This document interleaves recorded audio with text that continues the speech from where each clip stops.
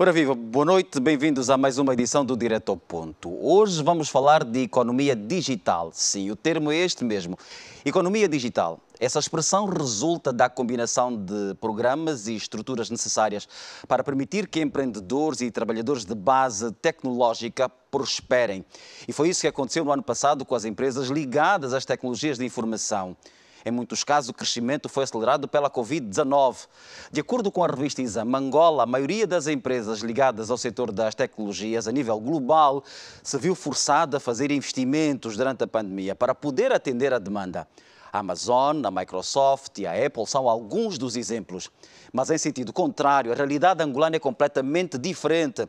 Algumas até chegaram a faturar, mas ficaram aquém das expectativas. É caso para dizer que elas também foram afetadas pelo vírus. Morato Custódio é engenheiro de telecomunicações e mestre em gestão de sistemas de informação. É também mestre em gestão de projetos. É o meu convidado para falarmos deste tema. Boa noite. O que eu começo por lhe perguntar é por que é que as nossas empresas não seguiram a lógica das demais ao resto do mundo? Será um problema de conhecimento, de custo ou de dimensão do mercado? Boa noite, Cussi. Boa noite aos telespectadores. Cussi, todas as perguntas que faz são extremamente pertinentes, mas para que possamos estar todos alinhados com o tema, que é a economia digital, é preciso oferecer contexto, porque sem contexto não há diálogo. Exatamente. Então, é o que nós vamos fazer agora, já no primeiro slide, vou pedir ao Xisto para nos colocar, já aqui temos... Exatamente. É importante para contextualizar. O universo da economia digital tem três pilares fundamentais. Tem a infraestrutura, onde nós encontramos a internet, que permite depois o veículo para se transacionar, temos espaços colaborativos para que as pessoas possam trabalhar em conjunto e trocar experiências, e temos centros de formação para que as pessoas possam adquirir novas competências para poderem estar capacitadas nesse novo mundo. E temos o e-commerce, que é o comércio digital, onde ocorrem todas as transações financeiras. E temos alguns exemplos, só para estarmos todos alinhados. Muitas pessoas conhecem a Amazon, que é um grande exemplo de comércio eletrónico no mundo, mas cá na nossa realidade também temos Cubinga, Societ, Leva, Nawabase, Fita em 14 semanas, são várias plataformas de comércio eletrónico que tiveram grande exposição, principalmente agora na fase da pandemia.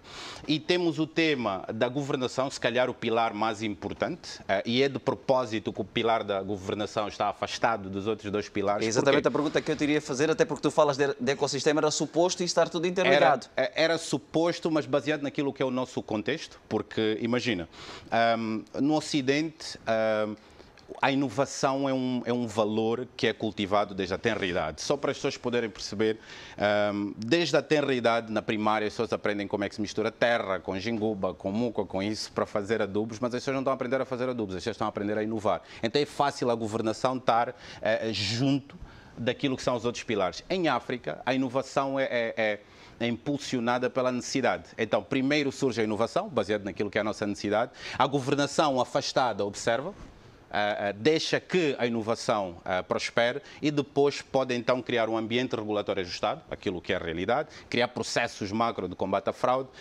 como é que vai taxar esse novo mercado, criação de licença, etc.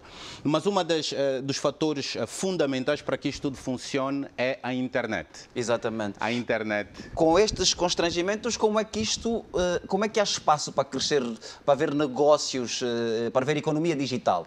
Pronto, primeiro é contextualizar como é que nós, Angola, estamos posicionados face àquilo que são os nossos vizinhos em África e na nossa região. Em termos de penetração na internet, em África, Angola ocupa a posição 32, onde o Quênia, grande... 32, estamos na 32ª posição de um total de 54 países. É exatamente, onde o Quênia tem uma penetração de 87% e Angola 27%, o que é pouco. Em termos de preço, para o cidadão comum, Angola ocupa a 40ª posição, onde na Somália 1 giga de tráfego custa meio dólar e em Angola custa 5,29 dólares. É um constrangimento e mais à frente já vamos ver com mais detalhe. Em termos de SADC, Angola, dos 14 países, Angola ocupa a 10ª posição, portanto também estamos muito aquém daquilo que deveria ser. As Ilhas Seychelles estão em primeiro. Estão em primeiro, exatamente. E isto deve-se àquilo que foi o o crescimento de Angola em termos de penetração nos últimos 20 anos. Este gráfico mostra quanto Angola cresceu nos últimos 20 anos. Atenção que estes dados são apresentados aos milhares. Angola, um exemplo, em 2000 tinha 500 utilizadores, em 2020 tem 8 milhões de utilizadores, portanto cresceu 29 mil por cento. 29 mil por cento jogado assim ao ar parece muito. Sim, eu ia dizer exatamente isso agora. Parece bom, não, crescemos muito. Em 20 anos não é nada, porque são os anos que foram criadas as infraestruturas. A RDC, por exemplo, cresceu mais de 1,5%. Portanto, não é nada. Mas atenção que não é uma questão de investimento, ok? Lá está. Nós temos acompanhado as notícias à volta do que têm sido as prioridades e o trabalho que tem sido feito, quer pelo Estado como pelas entidades privadas, no que toca ao desenvolvimento do ambiente tecnológico e digital, se quisermos ser mais precisos, e a impressão com que se fica é de que as coisas estão a andar. Não, o Cúcio conhece o pato. Sim. O pato é um dos poucos animais que nada, voa e anda. Mas o pato anda mal, o pato voa abaixo e afoga-se. O Estado desempenha aqui um bocado o papel do pato. O Estado quer fazer tudo. Porque no tempo eu lembro... Não devia? Não. E o Estado faz bem algumas coisas. Por exemplo, há uns anos atrás, quando era só o Ministério das Telecomunicações das Telecomunicações e Tecnologia de Informação, foi feito muito investimento a nível daquilo que é a capacidade. Portanto, em termos qualitativos, Angola posiciona-se muito bem a nível da África e a nível do mundo. Angola tem melhor qualidade de internet que países como Filipinas, Brasil, por exemplo. Angola, em termos qualitativos, está muito bem. Onde falha... E onde é que está mal? É na distribuição. Eu vou dar um exemplo para contextualizar. Nós temos um projeto que é do Estado, que é o Angola Online, que começou em 2013. O Angola Online, hoje, em 2020, tem 120 pontos de acesso e serviu internet para mais de 30 mil pessoas. Parece muito, mas nós temos uma... Angola Online, só para que o telespectador nos perceba, são os pontos de acesso de internet gratuita públicos, portanto. Exatamente. E havia dois pontos aqui, só assim de referência aqui a nível da cidade de Luanda, um na zona do 1º de Maio, certo, e outra no Largo da Samba. Certo.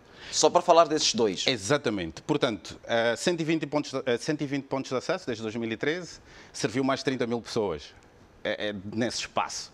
Parece muito, mas não. Nós temos uma startup de empreendedores angolanos, uma plataforma desenvolvida em Angola, que é o eConnect. A eConnect foi fundada em 2018.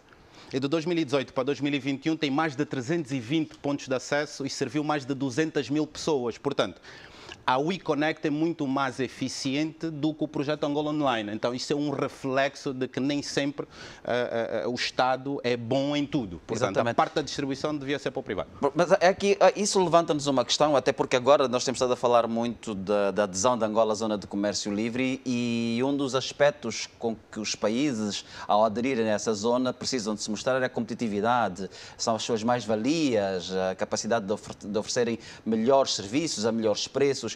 Isso não é um fator de constrangimento numa altura em que nós queremos também, ao mesmo tempo, também se fala de combate à pobreza, de combate a assimetrias, de desenvolvimento. A internet não devia estar a ser usada também como um motor para isto? Devia. Nós em Angola temos estado a dar alguns passos e é pertinente que temos aqui este quadro, porque em determinados fóruns que eu estou inserido fala-se muito da taxa de desemprego, que é 34%, há muitos desempregados. A conversa não é essa. A conversa é o combate à pobreza. Ok? Nós temos, neste momento, em Angola, nós temos cerca de 14 milhões de utilizadores de telemóveis, temos cerca de 8 milhões de utilizadores de internet, num universo de 32 milhões de pessoas no país. 2,2 milhões só de utilizadores de redes sociais. E utilizam as redes sociais. Sim, graças ao Facebook zero.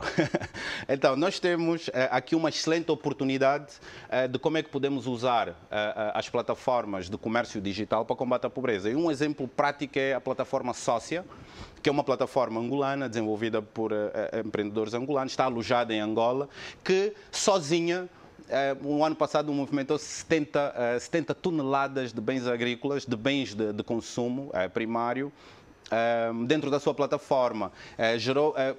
transacionou cerca de 70 milhões de kwanzas dentro dessa plataforma. Esta plataforma... Ou seja, o negócio de rua, no ambiente físico, migrou para o ambiente digital? Exatamente. Sócio é um conceito conhecido. As mamás lá em casa e todas as pessoas que frequentam os armazéns e o mercado informal sabem o que é fazer sócia. Exatamente. Então, esses empreendedores pegaram neste conceito e trouxeram para o mercado digital. O que é interessante é que o sócia ou seja, oferece uma plataforma de distribuição dos seus produtos a 20 produtores só de batatas no Bocoio. Portanto, essas 20 pessoas, nós não vamos conseguir rapidamente trazê-las para combater isto, que é o desemprego. Mas nós conseguimos capacitar essas pessoas para poder combater isso, que é a pobreza. Portanto, é desta forma que nós podemos combater a pobreza. Só que este tipo de plataformas devem ser massificadas. Com esta adaptabilidade, portanto, esta facilidade com que eu consigo migrar negócios do ambiente físico para o digital, por que é que a lógica das nossas empresas é completamente diferente da do resto do mundo? Nós temos que olhar para os fatores críticos de sucesso para que a economia digital funcione. Ok. Então, ainda bem.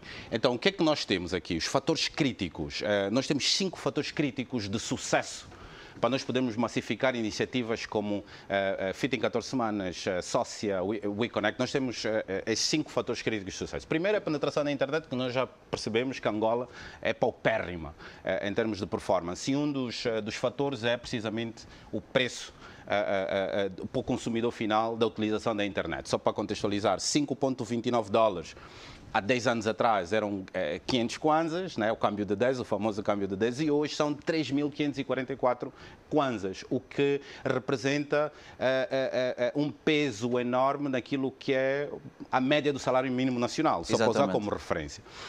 Um outro fator que é um sinal positivo, que é a penetração da rede móvel, que nós podemos capitalizar com dar acesso à internet a essas pessoas que hoje já usam telemóveis, que nós vimos mais atrás, são cerca de 14 milhões de pessoas.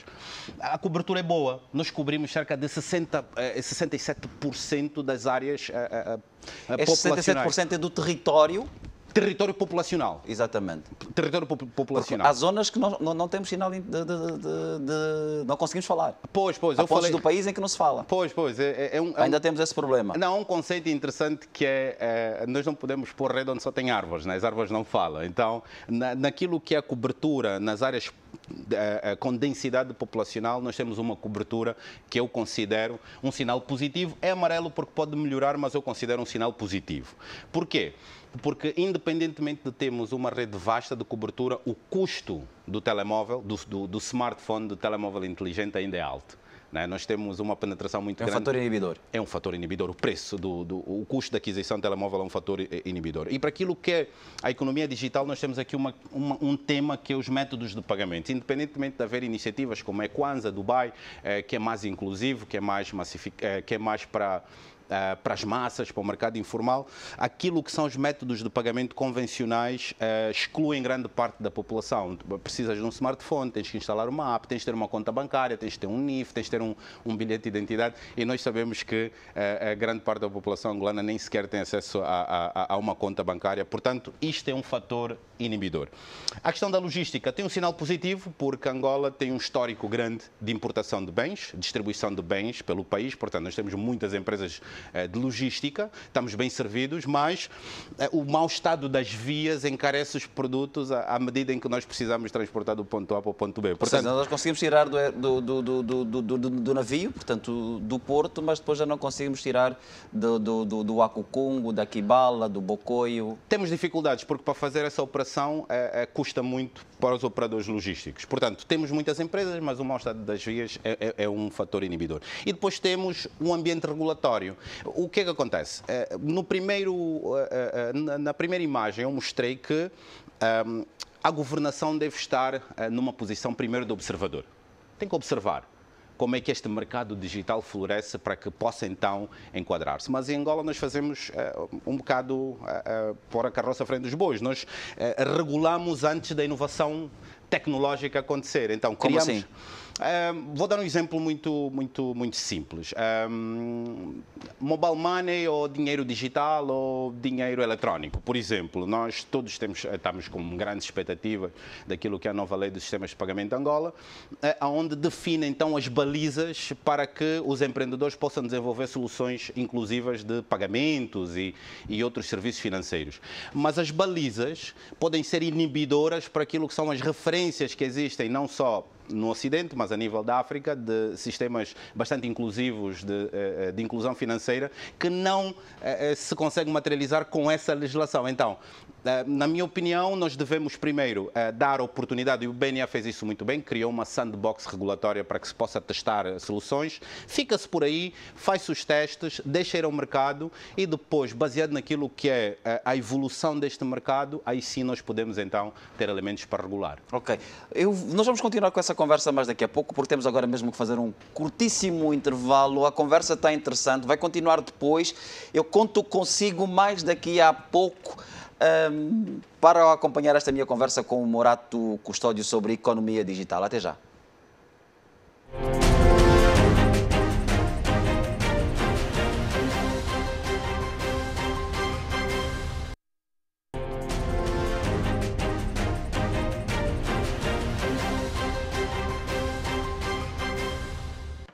Estamos de volta com o Direto ao Ponto para a conversa com o Morato Custódio, o meu convidado. Ele é engenheiro de telecomunicações e é também empreendedor para o fomento da inclusão digital e financeira.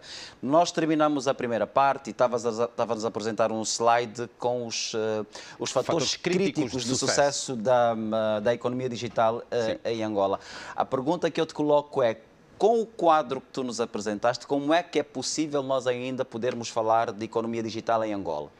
Olha, nós temos casos de estudo que nós podemos usar como pequenos casos de sucesso que, se nós massificarmos, podemos então começar a falar da criação de um mercado para a economia digital. E eu trago aqui um caso específico, que é as plataformas digitais de mobilidade urbana.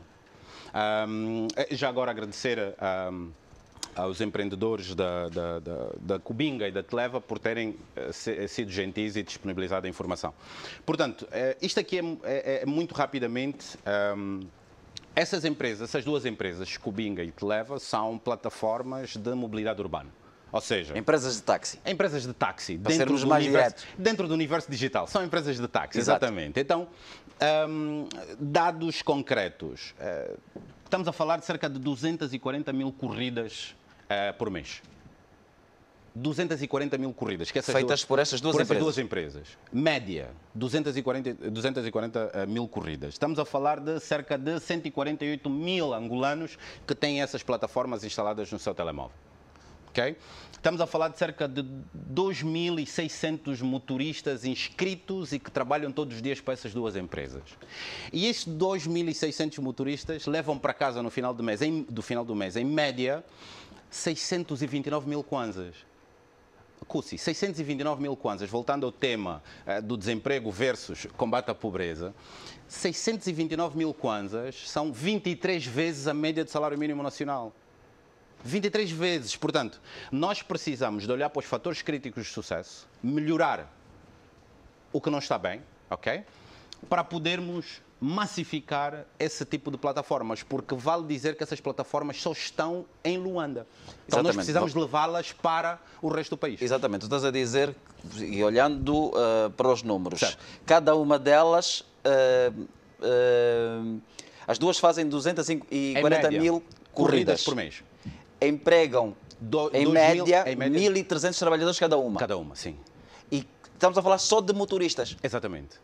Só motoristas. Só motoristas. E cada motorista recebe no final do mês, em média, estás a querer dizer, 629 mil kwanzas. Exatamente. Portanto, estamos a falar de 2.600 pessoas que têm a geração da sua renda, o sustento para as suas famílias, lembrando que a média do agregado familiar nas zonas urbanas é de 6 pessoas. Estamos a falar de 6 pessoas vezes 2.600 motoristas que se beneficiam dessas duas empresas de mobilidade urbana. Mas independentemente de ser um caso de sucesso, ok?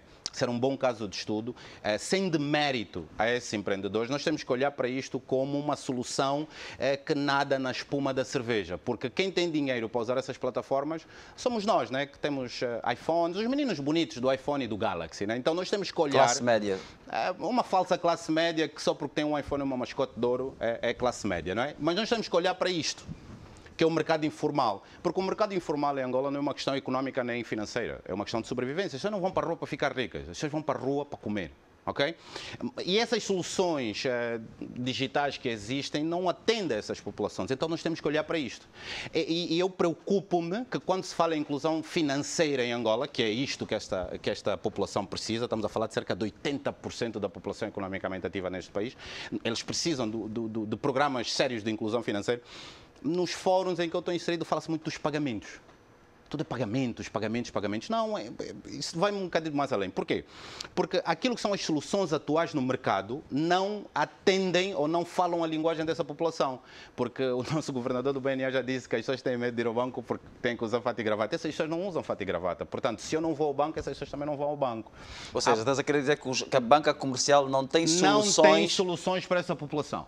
Ok? Não tem soluções. Nem estamos a falar da banca comercial tradicional, mas depois nós temos as empresas de microcrédito... Não, microcrédito de 1 milhão de kwanzas é microcrédito para o Morato e para o Cussi, não é para essa gente. Essa gente precisa de um microcrédito de 5 mil kwanzas. Portanto, nós quando olhamos para a inclusão financeira, nós temos que ir mais a fundo, nós não podemos olhar só para os pagamentos, temos que olhar mais além. A inclusão financeira vai além dos pagamentos, tem outros serviços. Nós temos que olhar para uma metodologia de avaliação do risco de crédito para esta população. Okay? Nós temos que olhar para soluções de microcrédito, microseguro e micropoupança para esta população, para que elas possam garantir que tenham a autorresponsabilização pelo seu sustento. Sim, mas estás a falar de pessoas que muitas delas, por exemplo, não têm bilhete de identidade, não têm cartão de contribuinte. Como inseri-las dentro deste ecossistema quando documentos de base que depois estas empresas precisam para ter segurança na atividade que desenvolvem, porque no fim do mês, no fim do exercício elas precisam de resultado, estas pessoas não possuem. Isso é um excelente exemplo do que falamos há bocado, da governação antes da inovação. Então, nós estamos a olhar para este povo, para esta população, para essas pessoas e como inseri-las para o sistema financeiro de uma forma convencional, baseada nas tais leis que já existem. Então, nós temos que desconstruir esses conceitos e deixar que os empreendedores que já têm tragam essas soluções. Então, nós temos um país que a média de idade é 16 anos, portanto, a sabedoria não pode ser exclusiva aos mais velhos. Então, nós temos que furar, né, o teto de vidro que existe entre o governo, a banca e os empreendedores, para podermos ter uma conversa franca e os empreendedores dizerem à banca e ao governo, nós temos solução para isso. Esse furo não está a ser feito? Nós estamos a tentar furar, está difícil, precisamos de brocas de diamante, mas vamos conseguir furar. Então, é preciso que se olhe para isto como uma prioridade, porque estamos a falar de cerca de 12 milhões de angolanos que vivem com menos de 400 kwanzas por dia, 14 milhões de angolanos... Sim, tu falas aqui que a inclusão financeira vai além dos pagamentos.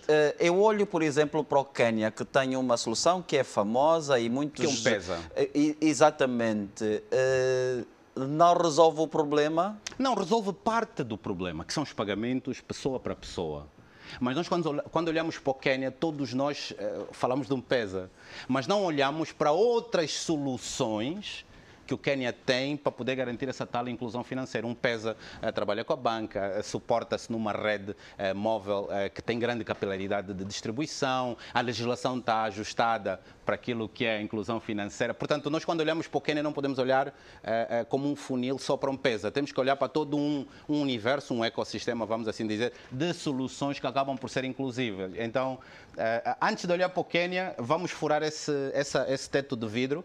Que existe entre os empreendedores e as instituições angolanas. Nós tivemos aqui agora quase 30 minutos a falar de problemas. Como é que se resolve isso, Morato?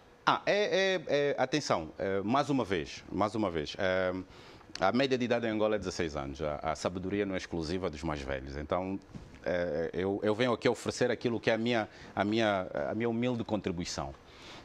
Qual é o desafio que nós temos em África? Não é tecnologia. O desafio que nós temos em África é acessibilidade e distribuição. dessa tecnologia. Portanto, nós precisamos de resolver isso. Qual é a solução? A solução é simples. Angola tem 2 fábricas de produção de equipamentos eletrónicos, telemóveis, 2.